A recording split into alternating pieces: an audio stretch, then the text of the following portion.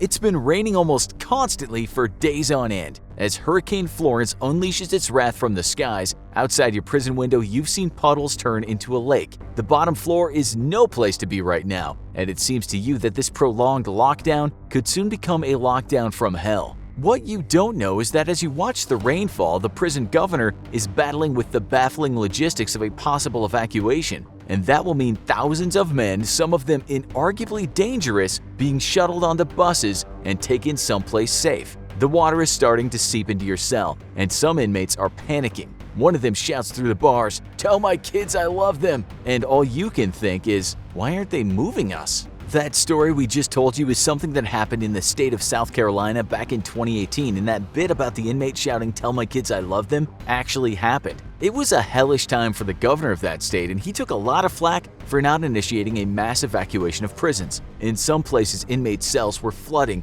and as they watched the water rise inch by inch, they were still on lockdown. There was a real worry that in one jail, inmates could drown. Some of those guys were screaming at the guards asking, "Hey, when are you gonna get us out of here?" And they received no reply and just watched in terror as the water in their cells rose. Those guys were stuck. But in other jails in the state, hundreds of men were evacuated. It was all about deciding which jails and which people were in the most danger. That time, the authorities almost got it right, but this hasn't always been the case. In 2005, Hurricane Katrina led to a devastating natural disaster that would cause untold damage. As the city of New Orleans flooded, you might wonder what happened to the men and women locked inside cells. Did they all get evacuated and rushed to a safer place with as much expediency as the people not serving time? The answer is no, they didn't. Not all of them anyway. As the evacuation of non-imprisoned people was happening, the sheriff responsible for the welfare of those inmates said in a press conference, "We're going to keep our prisoners where they belong."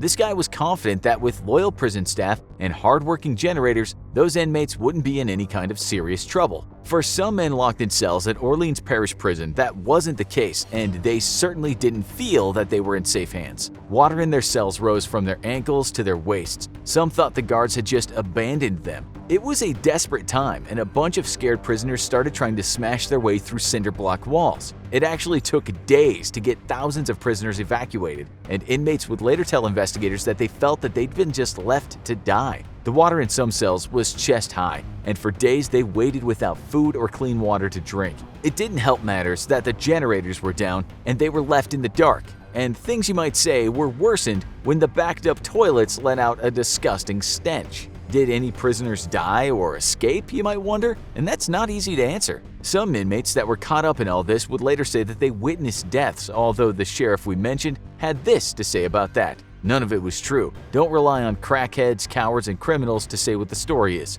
Maybe he wasn't telling the truth himself, because his office issued 14 arrest warrants for fugitives from that prison. So you could say the Orleans prison evacuation was a bit of a mess. But given the circumstances, it was never going to be easy. Prison evacuations are a logistical nightmare, and even though the authorities are morally and legally obliged to fend for prisoners during these times, their delayed actions have been criticized. Flooding seems to be about the worst thing that can happen, and when it looks like prisons might get flooded, the authorities have to make that hard decision. That is the flood going to get bad enough that we risk moving perhaps thousands of potentially dangerous people? In 2017, when Hurricane Harvey wreaked havoc on the U.S., about 6,000 inmates in Texas prisons were evacuated. This was some operation, because you have to bear in mind that other prisons where they could be rehoused were already bursting at the seams with prisoners. Then there's the risk of people escaping, and also the business of giving them food and water. That's why evacuation is the last thing that authorities want to do. In one Texas prison during that hurricane in 2017,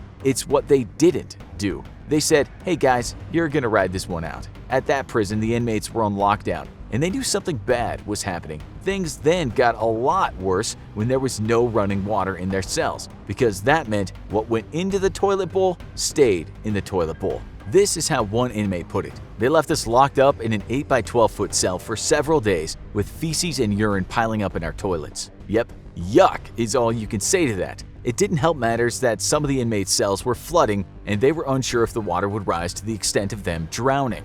Prisons have, of course, a lot of contingency plans for when disasters strike, but things can just get out of hand. You have to remember that when flooding happens, staff might not be able to get to work at places that are already understaffed. At a time when more help is needed, a prison might find it has less help. It's kind of a double whammy. Fewer staff can mean less control over the prison, and with tensions already running high during a flood, this can lead to fights. In 2016 in Texas, this is exactly what happened at one prison. First, the generator stopped working, and in the dark, prisoners started to lose it a bit. The next thing that took place was a riot, and correctional officers found themselves beating back prisoners in the dark. So that's what happens during flooding, and that's what happens in the USA. But you might be wondering what goes down during a particularly bad earthquake.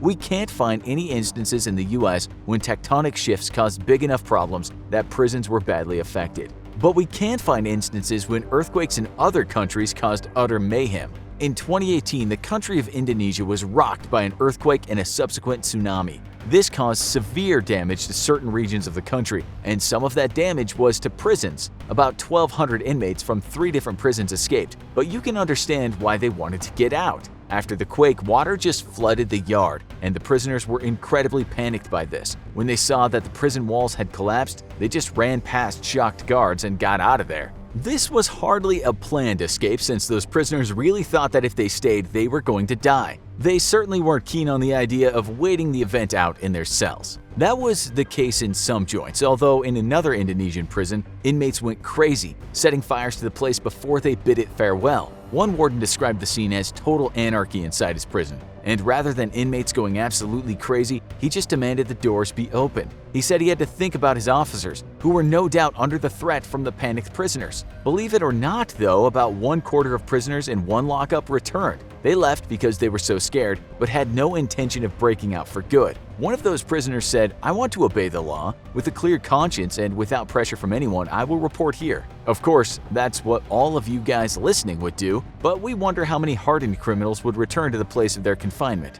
Back to the USA, and a natural disaster that people don't usually fear that much is one when the sun starts baking people like gingerbread men in an oven. When temperatures soar, people can become affected by heat stroke, and heat stroke can kill. One of the worst things about a stay in prison when the sun is doing its best to bake people is the fact that prisoners can't just grab the AC remote and turn the dial to "freeze me, please." One summer at a prison in St. Louis, some prisoners were so hot they could be heard screaming out of the windows, "Help us!" Prisoners don't usually live in an air-conditioned environment, and so when it's cooking outside, they start to feel like they're cooking inside. Still, in the words of Sheriff Joe Arpaio and many others that think alike, if US soldiers have to deal with the blistering heat of deserts in the Middle East and beyond, why should prisoners get AC? The argument against this is that soldiers have ways of adapting to heat, but prisoners kinda have to sit in their pseudo-sauna. The question authorities might ask is, are there enough prisoners dying of heat stroke to justify changing things? In 2011, during a heat wave in Texas,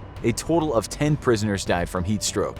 But the Texan authorities said this was an extremely unusual and unexpected heat event, which is likely not to be repeated. The other thing is what scientists have been telling us for a long time, and what you guys listening have likely experienced, and that's the fact that things are kinda getting hot down here on planet Earth. Global warming is a natural disaster that's literally cooking some inmates, but the prison authorities do seem to be taking rising temperatures seriously these days, and in Texas lately, millions of dollars have been spent on ensuring prisoners don't die from heat stroke. Those authorities might also be tired of facing legal action when inmates have accused the system of cruel and unusual punishment. The upshot has been Texas developing what it calls new heat protocols for prisoners. So we already know that prisons in the US can be flooded, and we know that heat can take lives and make people sick. But is there any risk of a much bigger natural calamity happening where prisons are located? Well, the answer to that is San Quentin and something called the San Andreas Fault. If the Earth should move in the US, it might well move where that massive California prison is. And listen to this, another famous prison in California is one called Pelican Bay. That prison is located in a place called Crescent City, and some of you might not know that lots of tsunamis have hit there. On top of that, the most destructive recorded tsunami ever to hit the United States Pacific coast landed on Crescent City. That was back in 1964, but who's to say a bigger tsunami won't smash against this place one day in the future, and Pelican Bay Prison might feel the effects. That's exactly why some people want to educate nonviolent prisoners on disaster protocols. In the event of a disaster, those prisoners might not only be useful in the prison, but can help people in the community. There are people that believe prisoners don't deserve the same rights as people on the outside, even though in jails a lot of people are fighting their innocence. Then there are people that say prisoners are just expendable, and come on, they're the last folks you'd save when the ship goes down. One particularly controversial case was back in 2014 when Escambia County's Central Booking and Detention Center in Florida was flooded after heavy rains, and those rains led to a natural gas explosion that killed 2 prisoners. Some of the jail was destroyed too. Activists later asked why the place was rebuilt in the same area that was prone to flooding. The reason those activists said is because the authorities don't care about the welfare of prisoners. So now you know what happens when all hell breaks loose in prison after natural disasters. And now we'll offer up some videos on when all hell just breaks loose. Take a look at one of these: worst natural disasters in human history, or the sinking of the USS Indianapolis. What happened to the men on board?